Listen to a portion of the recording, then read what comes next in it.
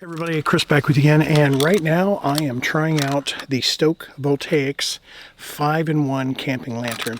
This thing has a lot of features. Now, I'm going to go through them with you briefly, but I want to start out by saying that you can charge your phone with it, and it has a 15,000 milliamp hour battery.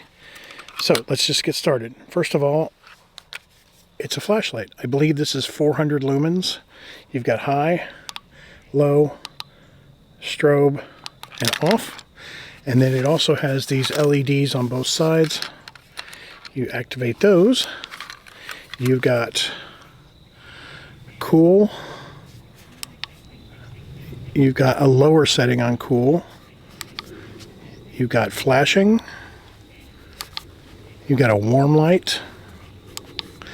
And you can play policeman. So you put this, you can put this in your front dash of your car and just see how far you get before you're pulled over. And then off. These LED things these LED lights come down. Now, one con I have on this is that I wish that these would twist also. Instead of they just come straight down. I wish they would twist and you could fold them back up that way. So that might be a design thing that I would suggest to Stoke, is to have these be able to turn. It's a minor thing. But one of the greatest things that this can do is actually keep your hands warm in the winter. If you press and hold on the flashlight and you get this little light right there, the sides here will heat up to 104 degrees according to the website. So if you're cold in the winter, if you're doing some winter camping, you need to warm your hands up, this will do the trick. When it gets colder later tonight, I brought a infrared thermometer I'm going to put on this and see if their claims are true. So that's it. I mean, pretty much that's all it does, but that is quite a bit, and I plan on using it tonight. I'm out camping. I'm going to use it, and so we'll put it to its paces. Okay, it's later in the evening, and I have the camp lantern here. I've also got my infrared thermometer. I'm going to take a first reading before I turn on the heat, and we'll see what it is right now. Okay, so it's 64.8. I don't know if you can see that. It's probably backwards. 64.8. So now what I'm going to do is I'm going to turn on the heat, if I can.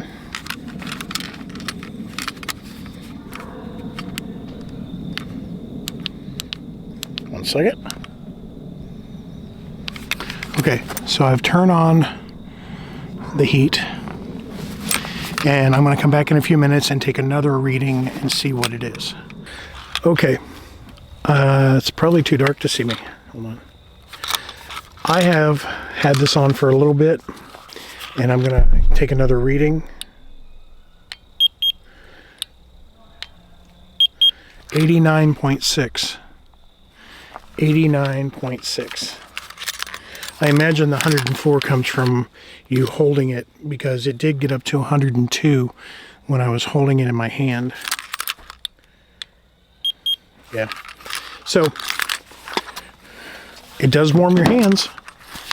If I hold this in my hand, which you can't see, but if I hold this in my hand like this, I imagine it would get up to 104. But just with ambient air, I don't think it does, because I'm not getting a reading any higher than 89.6. So, is it a bust? No, not necessarily. It just means that maybe I need to let it heat up some more, or you just have to hold it like this in order to get that higher temperature. Because when I do hold it, it does get hotter.